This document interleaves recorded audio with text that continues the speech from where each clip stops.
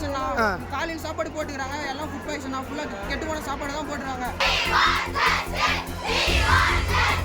நாமக்கல் மாவட்டம் குமாரபாளையத்தில் எக்ஸல் கல்லூரி விடுதி மாணவர்கள் கேண்டீன் ஜன்னல் கண்ணாடியை அடித்து நொறுக்கி ஆர்ப்பாட்டத்தில் ஈடுபட்டனர். விடுதியில் சாப்பிட்ட மாணவர்கள் சிலருக்கு வாந்தி மயக்கம் ஏற்பட்டு மருத்துவமனையில் அனுமதிக்கப்பட்டதாக கூறப்படும் நிலையில் ஆத்திரமடைந்த விடுதி மாணவர்கள் கேண்டீனை முற்றுகையிட்டு போராட்டத்தில் ஈடுபட்டனர்.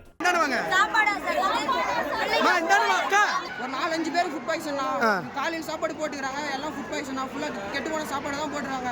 ஒன் டைம் இதே மாதிரி சொன்னதுதான் போலீஸ் எங்களுக்கு ஆதரவாக இருந்த ஒரு ரிப்போர்ட்டரை தூக்கி ஜெயிலில் போட்டாங்க.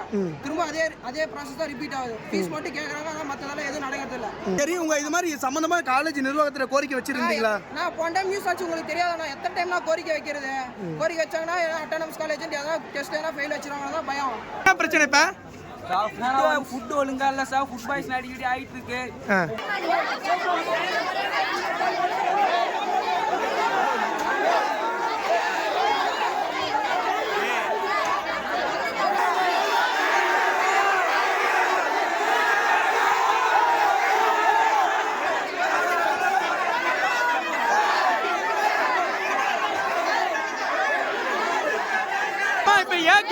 இப்ப ஏன் கேட் மூடிட்டாங்க?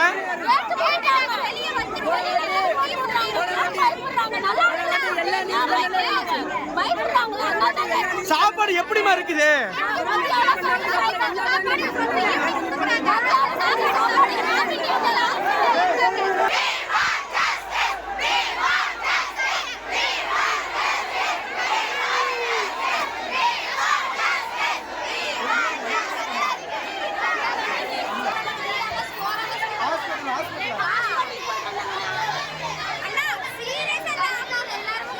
எத்தனை பேருக்கு ஃபீவரா இருக்கும்? 50 பேருக்கு மேல இருக்கும்னா. 50 பேருக்கு ஃபார்மசில தான இருக்காங்க. கூட பாருங்க எமர்ஜென்சி சொல்லிட்டு வெளிய போயிட்டு இருக்காங்க. உள்ள கூட இடமத்தில அடிக்கிற சரியான மெடிசின்ஸ் கூட எங்களுக்கு கிடையாது. கலெக்டர் வரணும். பேசுவோம். சாப்பாடு எப்படிதான் இருந்துச்சு? சாப்பாடு எப்படிதான் இருந்துச்சு பிரதர்?